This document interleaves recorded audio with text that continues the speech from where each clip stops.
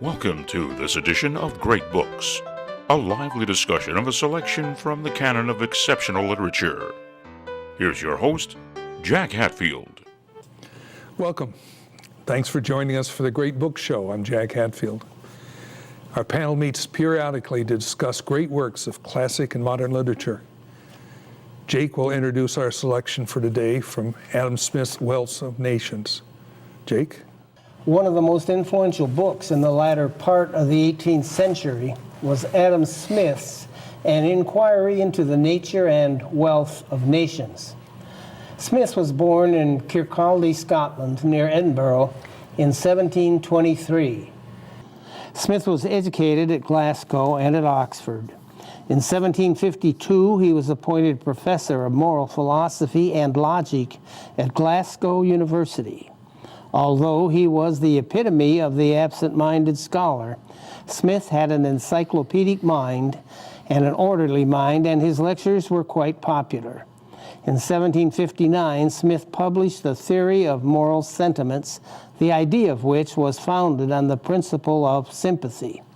Smith was turned toward economics between 1764 and 1766, when he served as tutor to a young duke on his grand tour of Europe.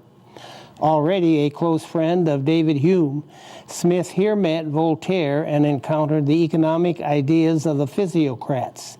Returning to Glasgow, Smith spent 10 years writing The Wealth of Nations. Although he did not invent economics, Smith certainly gave the world its first synoptic vision of the playing field of political economics.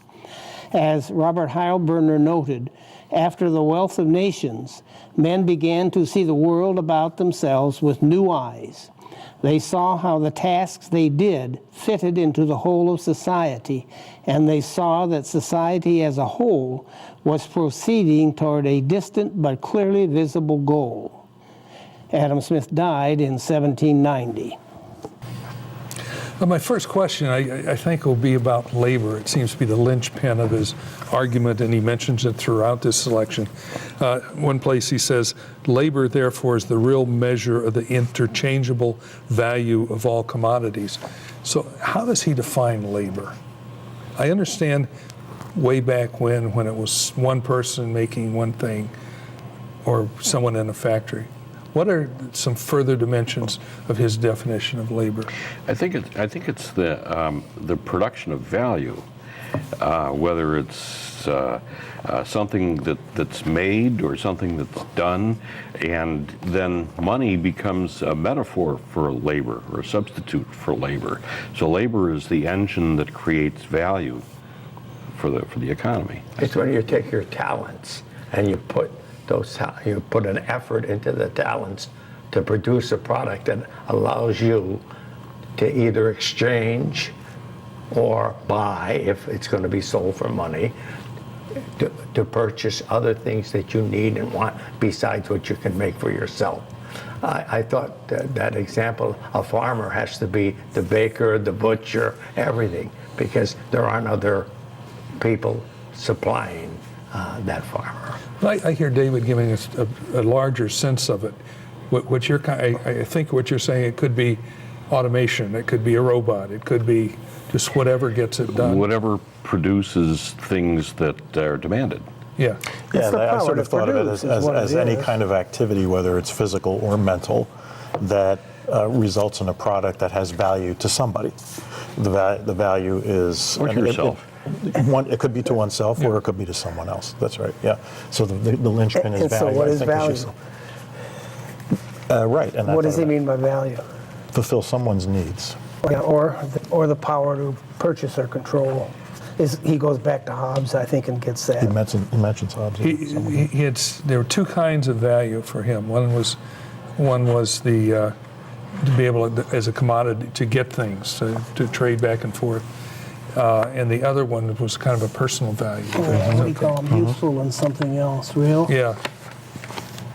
Before we leave labor, he also said labor can be inspection and direction, which is getting into kind of the management aspect of it, as opposed to just That's a value there. Yes.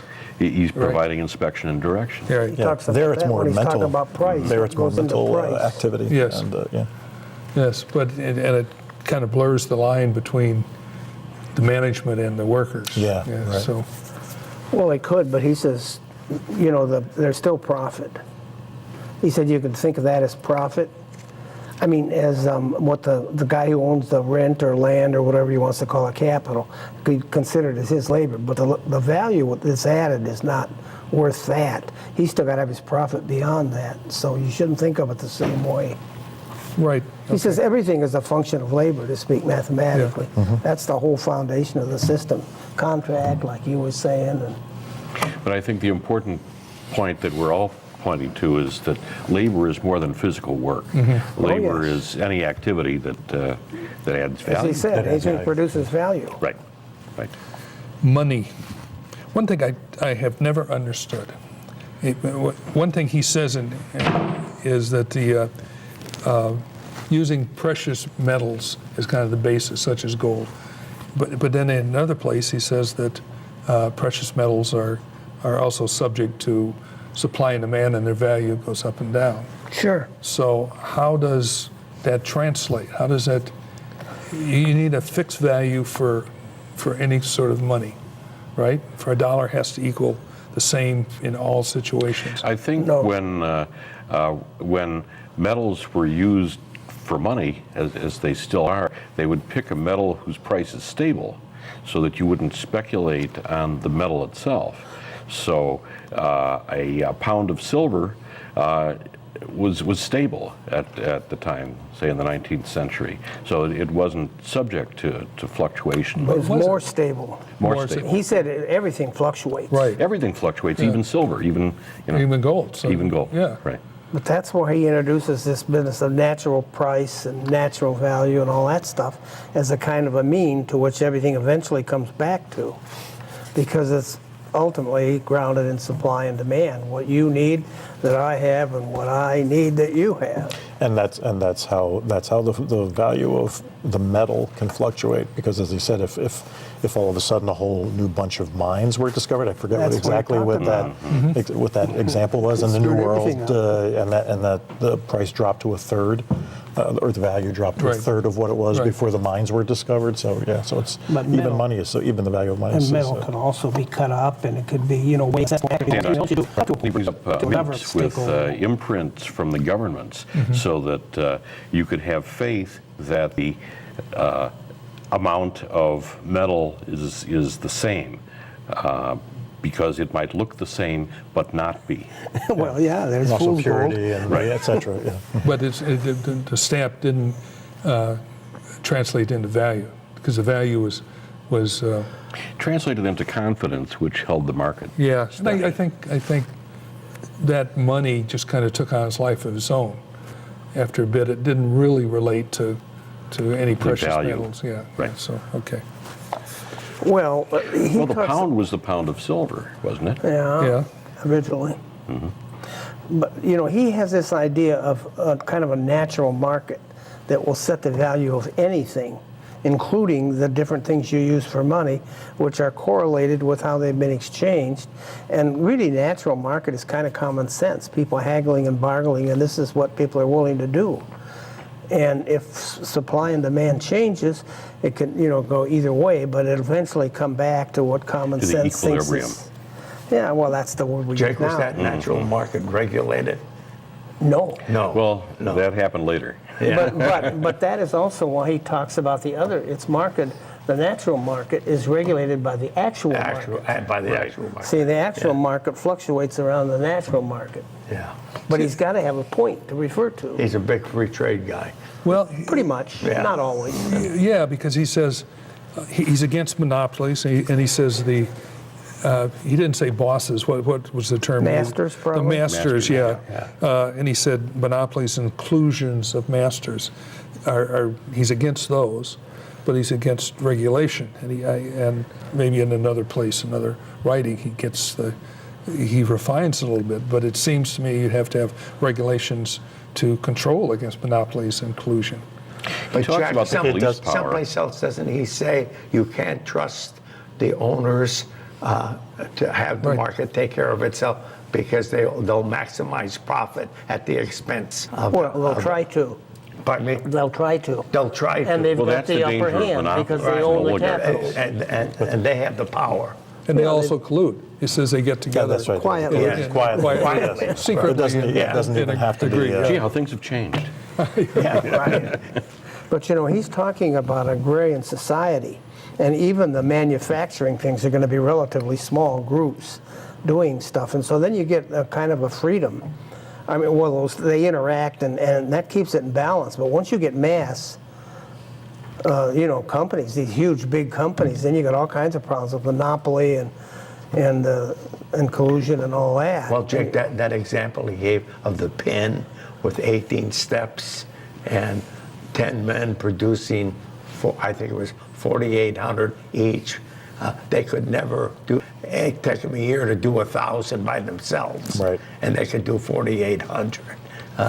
I thought that was an excellent example. Yeah, Well, that's he the danger. predated Labor Henry thing. Ford. Yeah, that's Yes. that's exactly Yeah. what I put Yes. in my book. Yeah. Yeah. One day he goes into division of labor, Yeah. and which Yeah, that that's what is, that's Well, and how important that is. He says, I got the phrase, the productive power of labor is increased by the division of labor. Of course. Sure. That's the point that he's Yeah. making. But And why does that happen? According to him.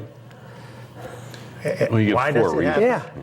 Yeah, why does division of labor happen? yeah. Well, he tells you. Yeah, he does. It's a natural progression, just it rise organically. Yeah. No one ever forced it. It's Yeah, just, it's a gift. Yes. We're endowed with it from the beginning. That animals don't have. Reason and speech. Well, he claims they don't, but He who claims knows? they don't. That's more accurate.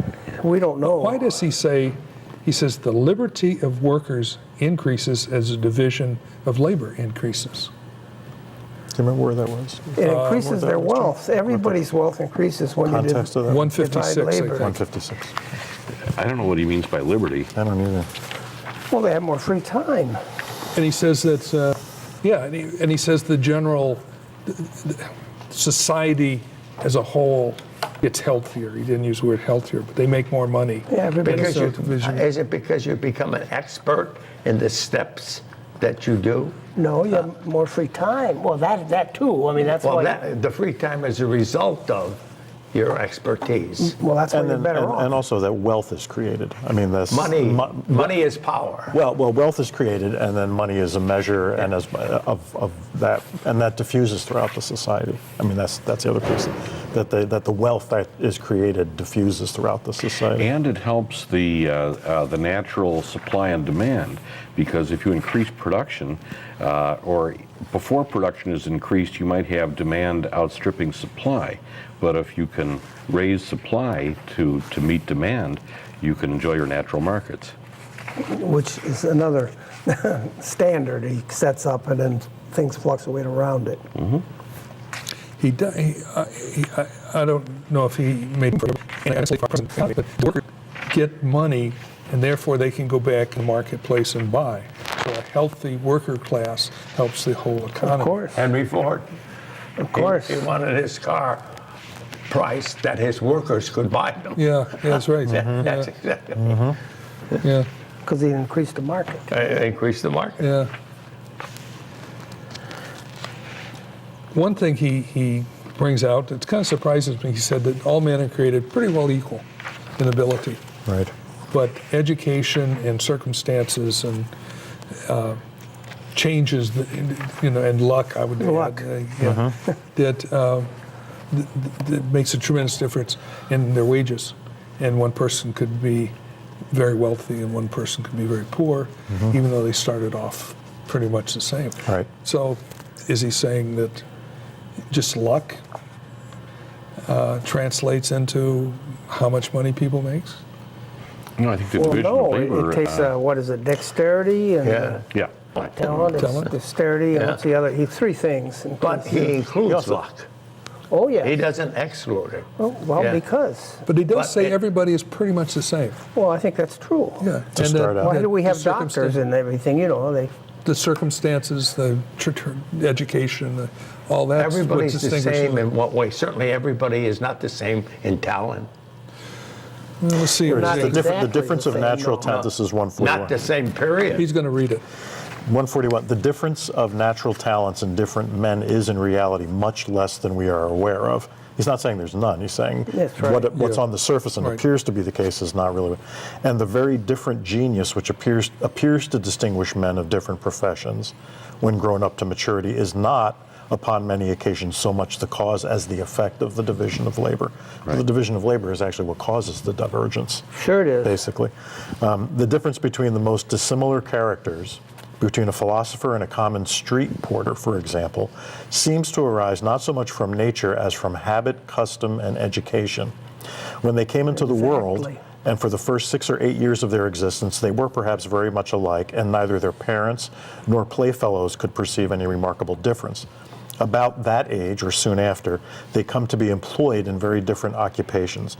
The difference of talents comes then to be taken notice of, and widens by degrees, till at last the vanity of the philosopher is willing to acknowledge scarce any resemblance. I like that. But without the disposition to truck, barter, and engage every man, without the disposition to truck, barter, and engage, every man must have procured to himself every necessary and conveniency of life which he wanted. So all must have had the same duties to perform and the same work to do, and there could have been no such differences of employment as could alone give occasion to any great difference of talent. Without the division of labor, he's saying, if everybody was still at the place where everybody was doing everything for themselves, there was no division of labor. Well, you might there be wouldn't great there at wouldn't be a huge division of talent. 2 out of 5 things. You're not great at 5 out of 5 things. That's the problem. Right. Unless you're darn lucky. It's a gift, though. But he takes this in an evolutionary fashion. You know, he tries to show some of these things evolve. Right. Because he talks about when all the private property is all used up, well, then those people are going to already have the upper hand.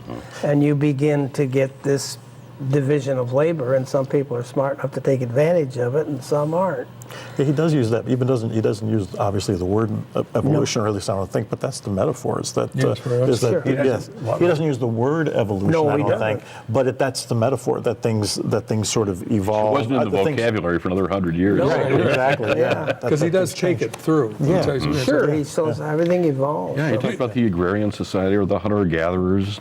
Right. You think he would say that what has the most, the free market, what gives the most advantage to the masters?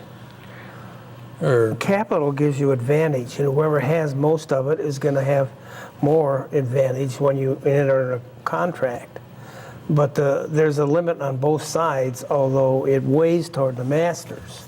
Although he also says that, if I'm not mistaken, correct me if I'm wrong, guys, but I think he says at one point that a free market, a society that's primarily a free market, will ultimately have all commodities at the lowest possible prices. For a while, yeah. And that benefits Everybody. That benefits everyone. In some ways, that benefits the poor more than it benefits the rich, because they have to spend less percentage of their disposable income. But usually the balance is that the workers starve to death, and then you don't have enough workers, and so you have to pay them more. I mean, that's what Supply he and says is demand. the Yeah, lower That's limit. supply and demand. That's supply and demand. That's the lower limit, and the upper limit, that can go on. Then he talks about interference, like in Egypt, you're stuck with a certain, because of the caste system, you do what your father did. So nobody gets, well, Joseph did maybe, but not very many people rise in that kind of a I system. think it's just the capitalist has more staying power than the laborer does. in bad situations. Yeah. Yeah. So, Right. But to put what we've said before is free market raises all boats. It's a high tide raises all does. boats. So, Yeah. yeah. Because it produces more. Does he any place hint on kind of the negative aspects of a market-based system? Or self-interest-based system? Well, the monopoly. Yeah, he says that sometimes situations where supply is artificially kept low, that might persist for 100 years, so that they can get more, a better price for less. And he also makes a point about, I think he makes a point about unions, which are driven by self-interest, also can run amok. But he also destined said, to fail. yeah, that's it. Yeah, he thinks they're destined to fail. He says, there are limits He says that force them back essentially, to the equilibrium. that's one answer to your question. That ultimately the masters will win because they can just hold out longer Until they And starve also all their the- workers to death, and then they have to give up. Well, Right. yeah. And then he also said, didn't he, that there were laws against workers organizing, but there were no laws against Yeah, collusion. Yeah, Yeah, right. So, at that time. at that time. But you know, he died in 1790. Now, don't forget that. Before The Jimmy railroad Hoffa, wasn't invented till about 20 years later. The first engines in 1865 was the interesting. Yeah. I was Industrial wondering about Revolution. that. he was right in the middle of the Industrial Revolution. right at the beginning. 1765 was when they first It was got like the. 5 years. 1780 is usually when they Yeah. I don't know what date they used, established but he, it. But, And this was right in invented that he that didn't rules. know what was in store. I Yeah, think. Yeah, the steam engine was 1765, right? 1765.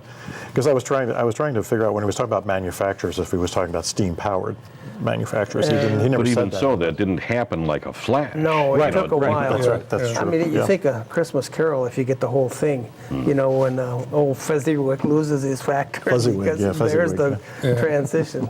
Dickens has done it for you. When you read this, what really jumped out? What that made economies clearer? Or I like the examples because I was taught too much math and economics, and if they gave the real-life examples of what happens if there's insufficient supply and insufficient demand, it makes a lot of sense. I thought it was really clear. Well, I tell you, macro way, what yes. hit me is how dependent we are on each other. We can't survive by ourselves. interesting. Not anymore. We're made- That really came through to me. We're made that way. We're made that way. That's why there's division of labor. he We have to compared us to cooperate. other animals. One thing I was Which can disappointed exist about. independently, yeah. Look at Yeah. kids 25 years old now are coming back home. Well, I was that's a disappointed different- that I couldn't find the phrase "invisible hand." It's only in I was there once. waiting for it. I was waiting for it. It's only in there once. Somebody told us. I couldn't find it. But not it's in not here. in here. Not in here, but right. it's meant- I yeah, think I that's a read great the phrase. chapter Yeah, and the Invisible whole hand. thing Yeah. that had it. Yeah. I never read the whole thing though. I just was looking for that. One thing about it was how Marx, I mean, the idea, it was sort of implicit in what he was saying, but, Sure it but, was. he never, in what Smith was saying, but he never He really went back to the amplified on value it. theory of But labor. well, I was thinking two things. One, Redid it helped me to understand how Marx said that labor is really the only thing that adds value to the product, basically. But the other thing was how he didn't say this, but Marx said it, that the narrower and narrower you get in this division of labor, the less and less satisfying it becomes to you, and So you're making the head of a pin. you're making the head of a pin. So it's ultimately Right, if you're yeah. alienated from the product. I mean, it's so easy to see, that But although you he invent a didn't. machine that does it. What's that? Who wrote the alienation of labor? Marx had the It was phrase, his. but I It don't was know. his thought, but that isn't. I'm he not never sure wrote it. if he wrote Weber? Weber. Oh, No, it was before. It was after Marx. Well, anyway. I know who did it, but I can't think of it. I can't either. So that's okay. What else getting about senile. this? I tried to apply a lot of this to our day, and our present day is so complicated compared to what he was facing. Oh my goodness. That it was very well, difficult. starting with the steam engine and going all the way to the mass media, it's had such a dramatic effect on society that he couldn't imagine, labor unions and huge monopolies the size of continents. He was on a pretty small scale. It couldn't have happened while he was alive, and he didn't see it. Yeah. It was more manageable, I think, for him Yeah. to leave it in this laissez-faire state. Yes. Well, we still have to leave it somewhat of a laissez-faire state. It's just how much does government or somebody regulate? I mean, already they're starting to stop monopolies. That was the first thing they went after. I was thinking the EpiPen. Of the what? The EpiPen is where the guy bought the company. Instead of being He tried. $100 now, it's Oh, 5,000 or man, something yeah. like that. And the forces that, He gave all the profits to his laborers. yeah, right. How he I did it. doubt He gave all the that. profits to his laborers. Okay. Yeah. I doubt that. Someone said earlier before we started how well he writes. Yes. And Yeah. I liked it. And that I think Jake said he was professor of logic. And you Yeah, can really moral see how philosophy and logic. philosophy, yeah. and you can really see the logical exposition that he was given. From here to here to here. So And when he was in Europe, a lot of people wanted to see him. Now, what is this really? Voltaire? I wondered who, when you gave the intro, Jake, you were talking about this theory of moral sentiments. I'd be interested in knowing more about that and whether it influenced his thoughts about. No, they don't. He doesn't put them together. Okay. But it's really a principle of empathy, I think, more. You're supposed to feel with the other person. I mean, this will fit inside of it, I think.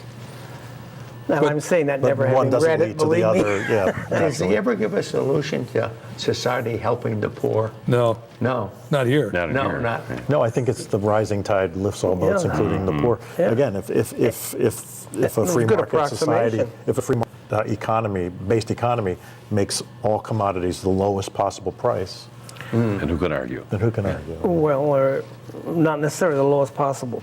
Well, yeah, the lowest possible price, but also everybody else gets a supply of capital. I mean, workers have insurance and savings and all kinds of stuff. They buy their own house. Look at us. Looking at how owners of corporations have changed. Now they have board of directors. They got stockholders. That Right. they- Absolutely. So it's very Right. complex. It's not nobody. Did he one allude to person can- stockholders at all? I don't even think he did. He called it. Did he say something about that? in there? But it was very elementary. He didn't talk about It much didn't really talk about it. So at all, really. Financial dealing. It But was, you know, something like what's his name's New Industrial State. It's like you said, it's like Freud or Weber or some of those founders of fields. Yeah, that's what I thought as I was reading this. thanks for watching. Hope you enjoyed the show. Join us next time as we discuss another great selection.